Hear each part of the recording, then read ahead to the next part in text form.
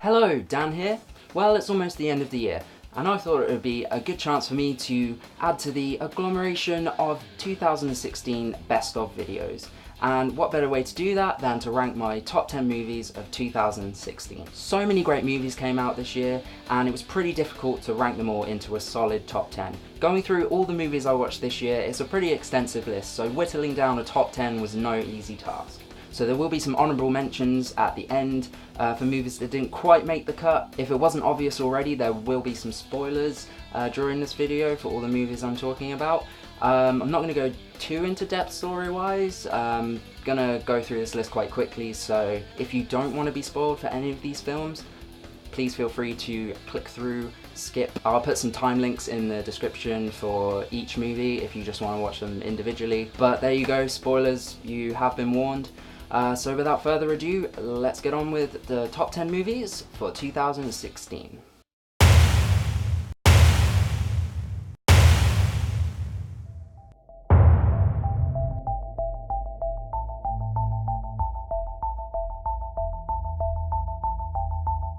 Starting off the list is Green Room, directed by Jeremy Saulnier. This hit my radar pretty late into the year. It was probably into 2016 before I even realised this was coming out. It's kind of an indie movie. What I really liked about this movie, first of all, is the casting. We get to see Patrick Stewart in a role unlike we've ever seen before as the leader of a white supremacist Nazi punk gang. This very much has the feel of a horror thriller.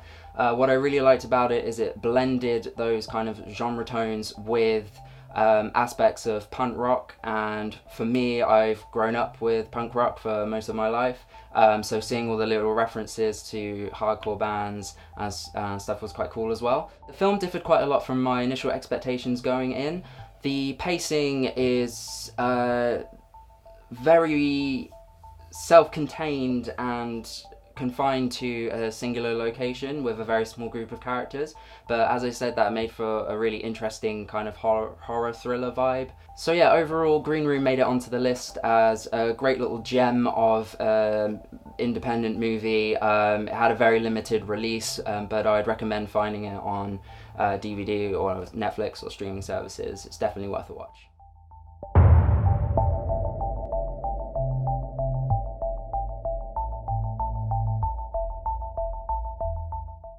So another great horror movie this year was The Witch, directed by Robert Eggers. I love the way this movie presented a super dark and deep psychological horror, not relying on the tropes of jump scares or creature effects. It was all about atmosphere building. I think a lot of people misunderstood the tone that Robert Eggers was going for with this movie. I heard a lot of complaints that there was a lot of build-up in the movie with not much payoff, but personally I really felt like it was effective, and it stood apart from a lot of horror movies that have come out in recent years. When it comes to horror, especially nowadays, it's not a bad thing to know when to hold back. The titular character of The Witch has barely any screen time. I think that he's got a really great eye visually, and what he did in The Witch in terms of the colours and the framing, I think it was a beautiful looking film. So I'm very excited to see what he does in the future with the upcoming remake of Nosferatu. I do have to admit the manifestation of an evil spirit into a talking goat was a little bit jarring and possibly very cheesy, but overall I can forgive that. The rest of the movie, I think the performances were great. As I said, the direction was fantastic, and yeah, so The Witch is at number 9.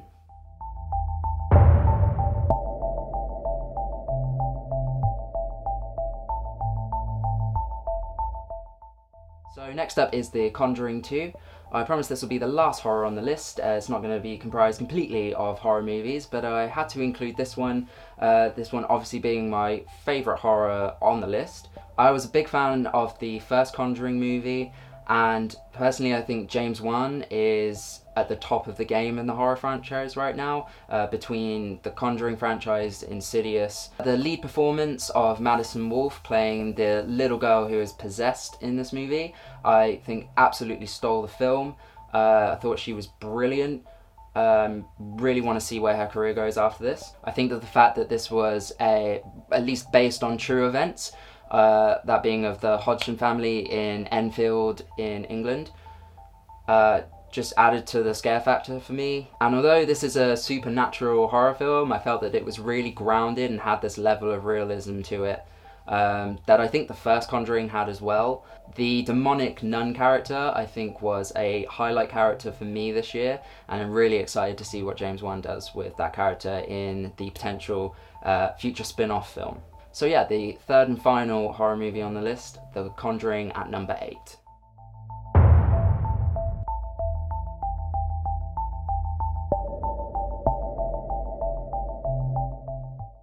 Now this, in a similar fashion to other movies previously on the list, is a movie that I went into with wildly different expectations than what it was I actually experienced.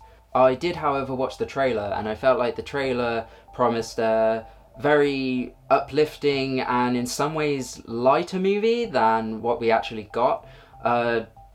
This was a much darker and traumatic movie than I expected, and I was just not emotionally prepared for it.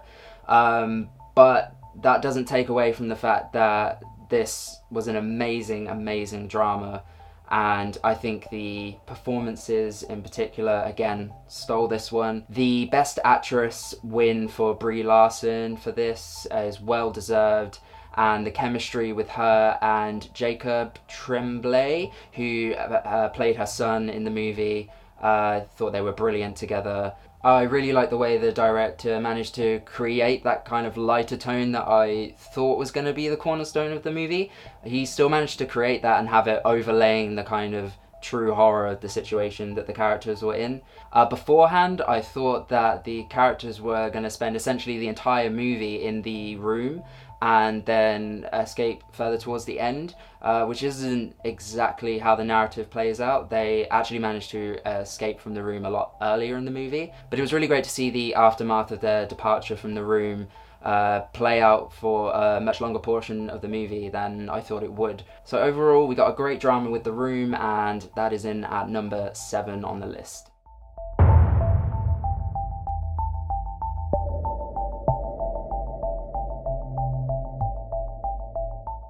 Of course, there was going to be a Marvel movie at some point on this list. Captain America Civil War was a great addition to the MCU. I think it's generally accepted at this point that the Captain America movies within the franchise are probably the best of the Marvel movies. This definitely added to that.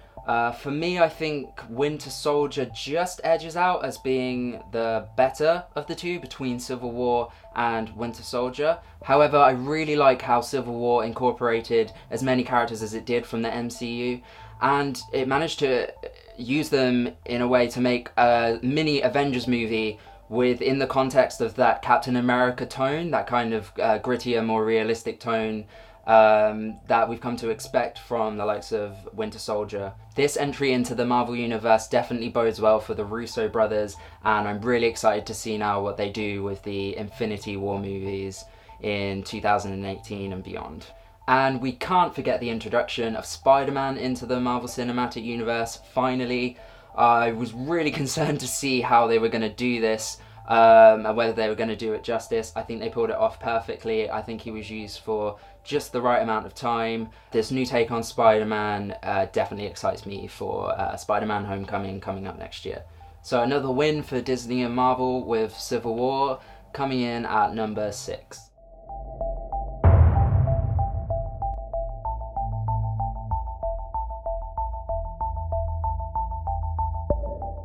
So we're now into the top 5, and what better way to kick that off than with 10 Cloverfield Lane, another surprise hit of 2016, and this was always going to be in my top 5. Anyone that knows me knows that I am a J.J. Abrams fanboy, and anything that Bad Robot puts out, I'm on it straight away. It was very interesting following this movie, starting with the surprise trailer that dropped earlier in the year. Nobody saw it coming, much in the same way as Super 8 did with their marketing campaign. They managed to keep it very secret for so long.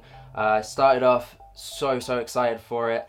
Closer to when the movie came out, I actually started to lower my expectations a lot. There was a lot of stories going around that Paramount had just taken this kind of side project that had failed and slapped the Cloverfield label on it, and that it wasn't going to be a true sequel to Cloverfield, which I loved in 2008.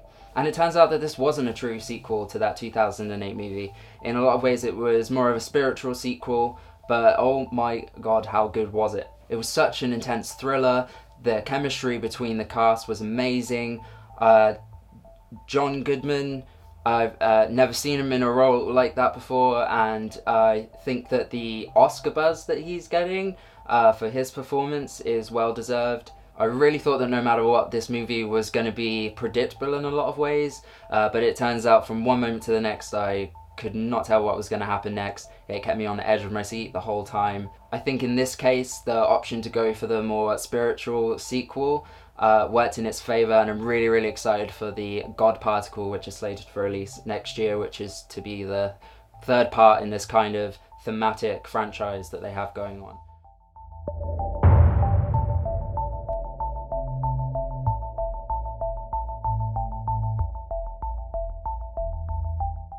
Up next is a movie that came out technically at the end of 2015 but didn't hit wide release until this year, so I'm including it on the list for that reason.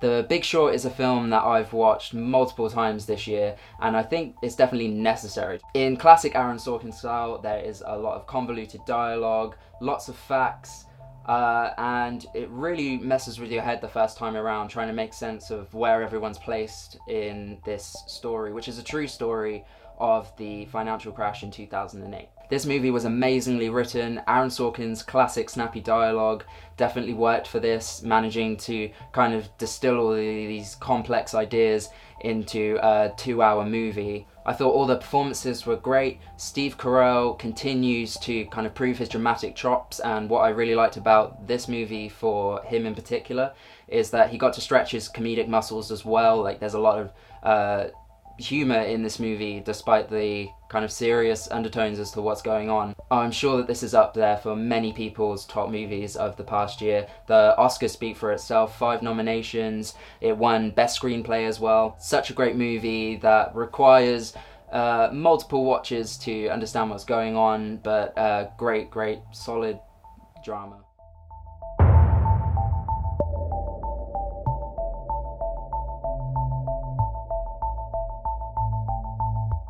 So this was in many ways a surprise entry into the top 5, in that it snuck right in there at the end of 2016. Again, it wasn't really on my radar until later in the year. Both of Denis Villeneuve's previous English language films, being Sicario and Prisoners, I love both of these movies. They seem to very much be in the thriller genre, which is why leading up to this movie coming out, I wasn't expecting to be wowed in the same way. This being a very different kind of film, it's very firmly a sci-fi film. I felt that with a bigger budget that comes along with that, maybe a lot of the nuances of what he does as a director would be lost, but I was totally wrong. This took me by surprise completely. He's really put an original stamp on the genre, and this is a movie that could have very easily been repetitive, the kind of First Contact alien encounter movie. There was such an original use of classic devices that in recent years have become really overused. So for example, in this movie, the what I thought were flashbacks, what this movie did really well was it took that kind of device that you've seen over and over again, and it used it in a way to instill almost a false sense of security. Towards their end, it flips it in such an original way that I've never really seen done before. It was kind of more than a twist. It was kind of it changed the whole spirit and tone of the movie. Overall, this was a very intelligent sci-fi, and I think it really made me appreciate Amy Adams more as an actress, especially as the other kind of biggest movie that she's done this year was Batman v Superman, which you can see in my previous video focusing on that movie. I did not have the best opinion of. I'm very disappointed that this has supposedly been axed from Oscar consideration because of the type of movie it is, because I think that although on the surface it's a alien encounter sci-fi movie, it has a very grounded and humanistic story underlying it, and I think, it's a shame that the Academy, the likes of the Academy, won't be recognising that. So a great, intelligent and original sci-fi film with Arrival at number 3.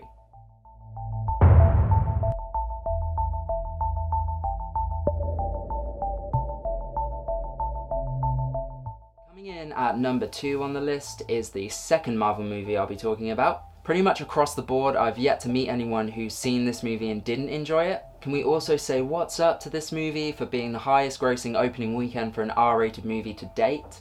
This is the Deadpool movie that everybody has always wanted. Ryan Reynolds is Deadpool, he completely encapsulates that character in every way.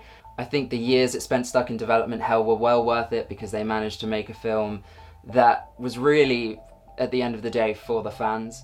So I think it goes without saying that this movie had great comedy, but not only did it have great comedy, it had great action sequences as well. Straight from the get-go, from the opening titles, I was already laughing, as well as taking in these amazingly beautifully shot action sequences. And this all goes without mentioning the perfect use of the fourth wall breaks and the kind of meta, sarcastic pokes towards the kind of wider universe. The way it kind of made fun of the status of where the kind of Fox, X-Men, Marvel universe is at right now was great. What this movie accomplished really well was establishing another solid entry into Fox's repertoire of Marvel movies post Days of Future Past. I think Days of Future Past and Deadpool are the crowning jewels for them right now. This is the first comic book movie of its kind in that, being R-rated, they were able to take a lot more risks in terms of the kind of gore and violence. There's some very violent and disturbing scenes in this movie, the torture scenes obviously in particular, but it's just another thing that made Deadpool stand apart and made it unique in this oversaturated world of comic book movies that we're currently in. I had mad love for Deadpool this year, and that's why it comes in at number 2 on the list.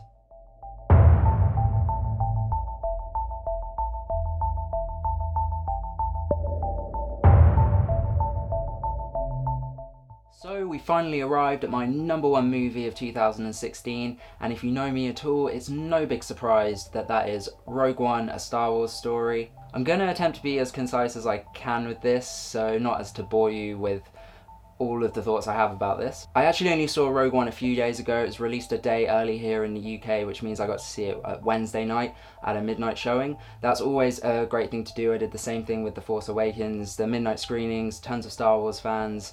It's really a great atmosphere to have when watching the film. And needless to say, I'm still very excited and still processing everything that I saw. So these are my initial thoughts about Rogue One. I had very high hopes to begin with, but this movie managed to surpass them all. It's the perfect prequel in every way to A New Hope. All the callbacks to the original trilogy only add to that. All the cool little Easter eggs. I was jumping up and down on my seat. I was cheering at the screen. The way that this movie ended and tied in so seamlessly with A New Hope played into everything that I needed this movie to be and that I wanted this movie to be. Not only that, but the scene at the end with Vader when he's mowing down rebels with his lightsaber is not just awesome on its own, it adds so much to the beginning of A New Hope and to his mindset at the start of that movie. Along with that, there's other things in this movie that play directly into the original trilogy. We learn why the rebels were able to destroy the Death Star so easily in A New Hope, and this is all down to Galen Erso and what they did with that character. We've also never seen a Star Wars movie this dark, probably since Empire. I mean, in the opening of the film, you see Cassian just murder a guy, and things like that haven't really happened in the Star Wars movies as much as it did in Rogue One. These are real people dying, and it really humanized the rebels and everything that they were doing, and again just adds so much to that original trilogy. We also got some straight up horror with the scenes with Vader. Oh yeah, Vader. I'm so happy with the way that Vader was used in this movie. The Mustafar base completely took me by surprise. The way that they managed to show in the short screen time that he had a progression from between Revenge of the Sith and A New Hope, in terms of he's still healing, he's still angry about everything that's happened, was really, really cool. And just to mention again, the scene where he's just destroying all of the rebels at the end, that was insane. It was really cool to see the filmmakers incorporating some footage from the original films, particularly the Red Squadron in A New Hope. They integrated that really well. It was almost seamless. And I think the way they did Tarkin, even though he was clearly a CG character, how was he ever going to be anything else? I think that was really effective too. I think it fit into the rest of the movie. It wasn't too jarring. The key cast I thought worked really well together. The combination of Diego Luna and Felicity Jones was really great. And I'm really glad to see that Riz Ahmed's character had such a prominent role in the film. I really have been enjoying his work, especially this year in The Night Of, and for everything he's got coming up as well. I'm really excited to see where he goes now post Star Wars. I was quite surprised that the characters of Chirrut and Baze, played by Jiang Wen and Donnie Yen, were fairly underused in the film compared to the other rebels. I don't think this was too much of a problem. They definitely still had their place in the story, and their arc was done really well, so but that was just something I didn't expect beforehand. Overall, I think Gareth Edwards and the whole team behind Rogue One took some risks that really paid off in this. I think it's very brave and gutsy, especially for such a big property, to kill off all of the main characters at the end of the film.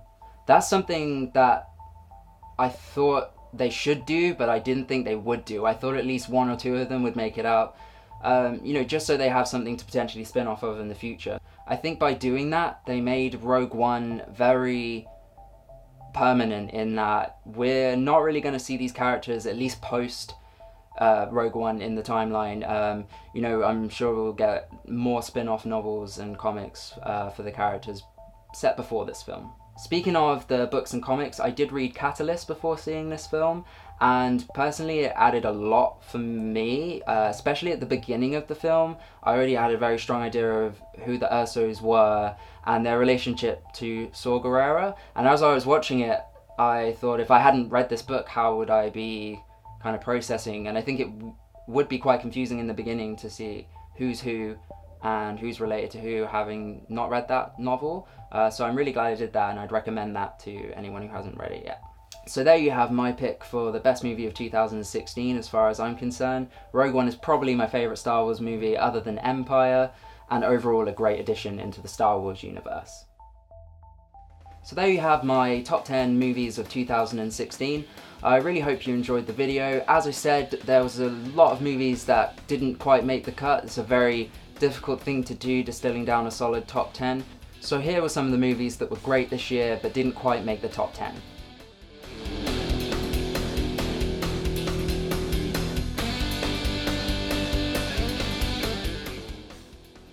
Well, that's it guys, I hope you enjoyed this video. Please like, comment, subscribe, all that good stuff.